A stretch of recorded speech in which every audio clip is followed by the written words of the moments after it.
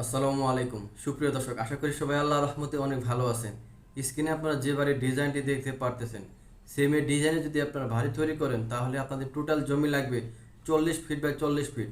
যদি আপনারা শতাংশ আকারে হিসাব করেন তাহলে আপনাদের লাগবে 3.68 শতাংশ জমি। আজকের ডিজাইনটি মূলত সাজানো হয়েছে 4টি বেডরুম এবং 3টি বাথরুমের পাশাপাশি। সুপ্রিয় দর্শক, এটি হচ্ছে আজকের বাড়িটির ফ্লোর প্ল্যান। বাড়িটির মাঝ বরাবর রাখা হয়েছে মেন এন্ট্রি। এই মেনটির আগে রয়েছে পোর্টস, আর এই পোর্টসের জন্য জায়গা রাখা হয়েছে 12 ফিট 6 ইঞ্চি বাই 5 ফিট। এই পোর্টস দিয়ে ঢোকার পর হাতে ঠিক ডান পাশে পাবেন স্টেয়ার বা সিঁড়ি। এই সিঁড়ি দিয়ে আপনারা ছাদে উঠতে পারবেন।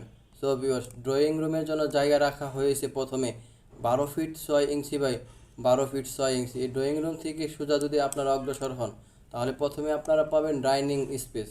আর এই ডাইনিং স্পেসের জন্য জায়গা রাখা হয়েছে 18 ফিট 4 ইঞ্চি বাই 11 ফিট 4 ইঞ্চি। যেহেতু ডাইনিংটি এখানে রাখা হয়েছে তাই ঠিক সামনে রাখা হয়েছে কিচেন রুম।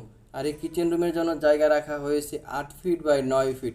এই কিচেন রুমের ঠিক সামনের দিকে যদি আপনারা যান তাহলে পিছনের দিকে একটি আপনারা দরজা পাবেন। এটি মূলত একজন ক্লায়েন্টের চাহিদা অনুযায়ী করা হয়েছে। সো ভিউয়ার্স, এই কিচেন রুমের ঠিক পাশে আপনারা পাবেন একটি বেডরুম অর্থাৎ থার্ড বেডরুম। আর এই থার্ড বেডরুমের জন্য জায়গা রাখা হয়েছে 12 ফিট বাই 12 ফিট। এই থার্ড বেডরুমের সাথে রয়েছে একটি বারান্দা।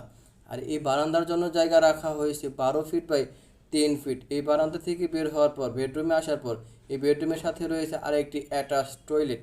আর এই টয়লেটের জন্য জায়গা রাখা হয়েছে 4 ফিট বাই 7 ফিট। এই টয়লেটের ঠিক পাশে রয়েছে অজুখানা। আর অজুখানার জন্য জায়গা রাখা হয়েছে 6 ফিট বাই 3 ফিট। এই থার্ড বেডরুমের ঠিক পাশে আপনারা পাবেন সেকেন্ড বেডরুম।